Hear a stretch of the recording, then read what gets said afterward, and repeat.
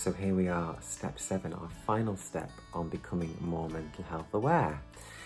So there's a very good reason why this is the final step, and I guess that's because it can sometimes be the first step for a lot of people, and you know what, we've got to make sure that we are ready to take that step. And that is all around mood management. And the reason why it's the last step is because it's where things do start to get a little bit solution focused, and that's where, if we're going to make suggestions or guide someone to certain solutions, we've got to have so much trust and empathy and understanding, and that's why steps 1 to 6 coming before is really, really important, because we've created that really safe space with an individual and there is trust there and there is empathy there, and we've conveyed that understanding to the point where now it's safe for us to maybe start making some suggestions, and making some suggestions that are a little bit risque. Taking it right back to day 1, to step 1, when we talked about those behavioural changes, and behaviour being sort of the tip of the iceberg, what you see above the surface, and what's happening underneath is all the values, experiences, thoughts, no matter how warped those thoughts might be, because we're struggling with things at the moment. That's what's happening under the surface and what's driving behaviour. What's interesting is that behaviour can also start to impact some of the stuff that's happening beneath the surface if we make some deliberate changes.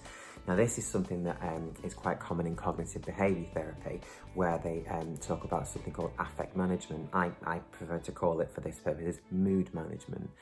It's almost the natural antidepressants, if you like. So thinking about what antidepressants might do, and again, this isn't to say that somebody might not require some medication, but we're not GPs and we're not diagnosticians, so we can't write prescriptions.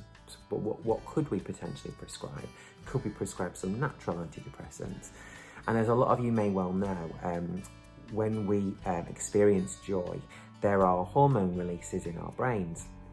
And those hormones are things like endorphins, serotonin, and a lot of this goes to balance our emotional state and balance how the rest of our central nervous system works, which can have a massive impact on our mental health.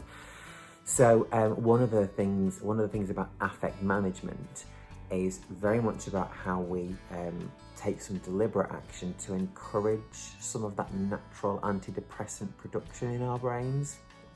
Now, the challenge with this is that when we are stuck, it's really hard for us to get unstuck and do things that, you know, even things that we might enjoy.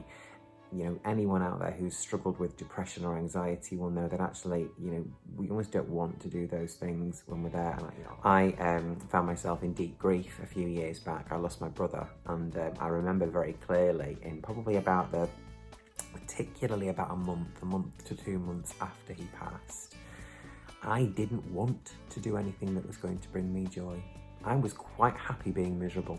There's got to be an element of deciding, of making the choice that I want to do something differently or try something differently. And again, going back to step 4, offer, don't force, this is about doing it at a pace that works for that person and not pushing them into anything. But it is about, when the time is right, making some suggestions of things that might help, and particularly things that will, unbeknownst to that person, generate a little bit of that natural antidepressant production in our brains, that sort of those endorphins, that serotonin. This is where we would start taking behavioural interventions to improve thoughts and feelings, to improve our emotions. And it is very much about trying things out. So here's an example. If you're working with somebody, supporting with somebody who is struggling or is down, and you've really sought to understand what's going on for them, you've tuned into those behavioural changes, you're taking it at the right pace, you've separated out your stuff so it's their experience and you can really support them in their experience. There's trust there, there's empathy there, there's connection there.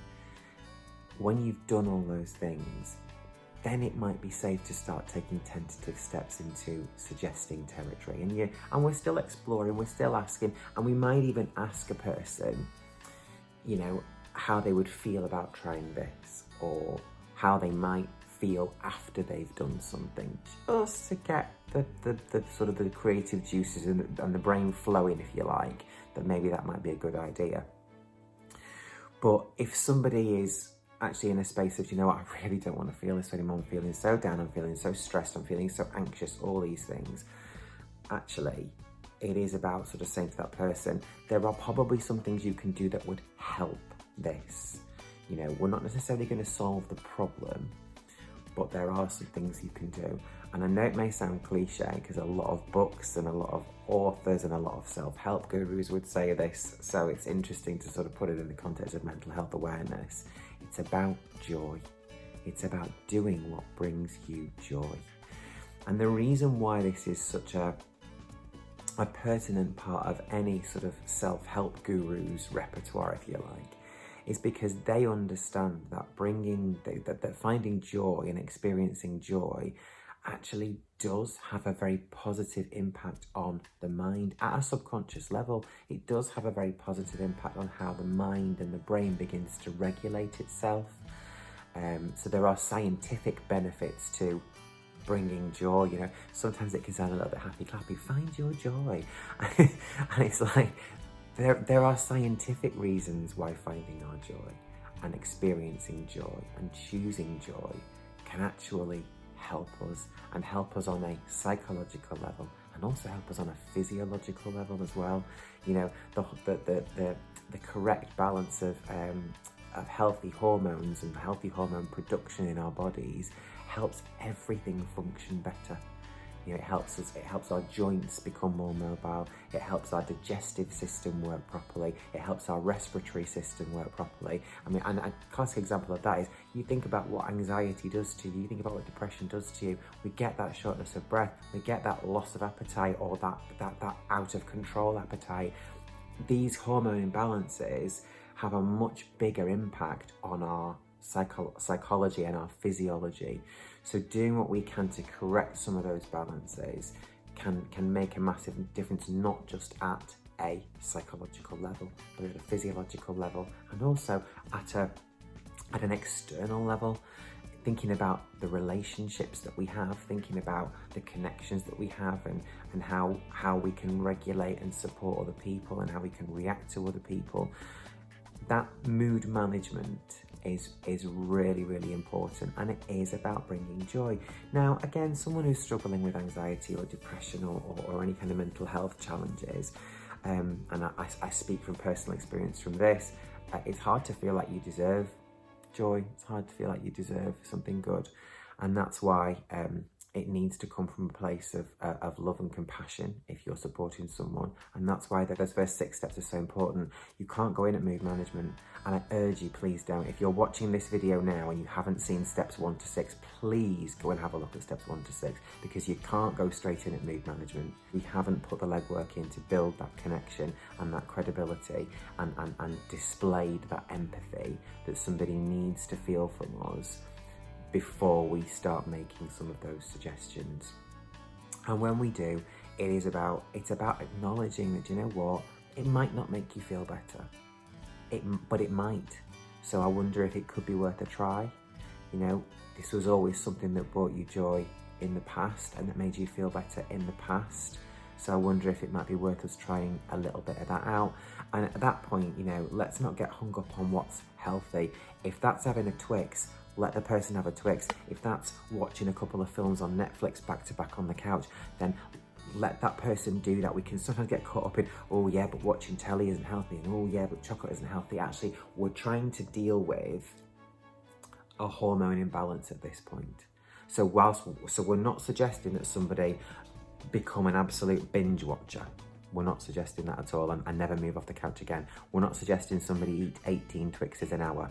That's not what we're suggesting. What we're looking for here is little things that bring people joy, you know, and it might well be, let's go to a yoga class, or let's go for a run, you know, or let's get in the kitchen and bake a cake, whatever. Just thinking about things that have in the past brought joy to that person, and just trying it out. And again, no expectation on our part if we're supporting that person. And if you are somebody who is struggling right now, and this could be resonating with you, you might well think, well, actually, you know, baking cakes or going for a run does make me feel better, so I'm going to do that. We still have to release the expectation, because what will happen is if you go for that run, come back and don't really feel any better. And it might take a few more times for this to start happening. It's not an instant thing. But if you don't feel better, what you might do is then think, oh, that's not working. So it's letting go of some of those expectations as well, and trusting that, if I do this with some regularity, or if I do more things that bring me joy on a more regular basis, it's a slow process, but it will slowly start to adjust the natural antidepressant release in my mind. And again, if it doesn't, if we have sort of prolonged periods of, well, I'm doing all this, I've been doing this stuff that brings me joy for weeks and weeks and weeks, it's not working, I'm not getting anywhere, then that can be an indication that perhaps some professional help is required, maybe some medication is required, and at that point it could be the time to reach out to a GP or to a therapist or to a counsellor. I've tried things myself. I have tried to bring myself joy. I have tried to talk to friends, talk to family, and actually it's not working. So it's almost, I've almost proved to myself that I might need some professional help. We talked about the sense of self-concept, self-esteem in step 2. If we've got low self-concept, low self-esteem, we might not feel like we are deserving of professional help or support from a GP or support from a counsellor or a therapist. And that's the thing we've got to be careful of. Sometimes people have to be in a really dark place, actually in complete darkness, before they actually reach for the light. And I would just say to anyone that's struggling, or anyone that's supporting someone that's struggling, you don't have to wait for that. I've done it in the past and I wish I hadn't. I'm now better at reaching for the light all the time and keeping light in my life all the time, so that when things do get a bit dark, I've got that light with me. And it helps me get through. It makes me a lot better capable of coping with things. That joy and that passion is really, really important, and that self-care and that self-compassion is really, really important. We've been on quite a journey with these 7 steps. I really hope that you've found something useful in each of them. And what I would say as well is, there's 7 steps here, and these are here on the YouTube channel. They'll be here forever. So you don't have to do all 7 steps right now. Take step 1 and have a go at mastering step 1, because actually that in itself, becoming better able to tune into behavioural challenges without judgment and without reacting, and just practicing your pause function when somebody throws something at you. Just whoa, just going to stop there because there's something going on there, and I'm not going to react the way I would normally. I'm just going to pause and choose how I respond to that, because there's something going on there. That is a skill, and it's so powerful. So if you just take step 1 for now and really work on mastering that, and then move on to step 2 when you're ready, that's absolutely fine. Take it at your pace. What I would say, what I've made really clear, is that all 7 steps are needed, and really all 7 steps are needed in that order, because if we jump the gun, if we employ something too soon, then we run the risk of alienating that person. We run the risk of saying we don't understand that person, or speaking to them on that subconscious level.